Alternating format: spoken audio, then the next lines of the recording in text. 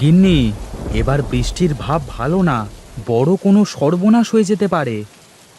এমন কিছু যেন না হয়। সেই সকাল থেকে বৃষ্টি শুরু হয়েছে, থামার নাম মাত্র নেই। চারপাশে নদী পুকুর সব পানিতে থই থই করছে। কি বলো গো, এ কি সর্বনাশী কথা! হ্যাঁ গো, দুদিনের এই ভারী বৃষ্টিতে চারপাশে পানিতে ভরে গেছে। আর একদিন এইভাবে বৃষ্টি হলেই নির্ঘাত বন্যা হয়ে যাবে। তা না হয় হলো, কিন্তু এখন রান্না করার মতো উপায় তো দেখতে পাচ্ছি না।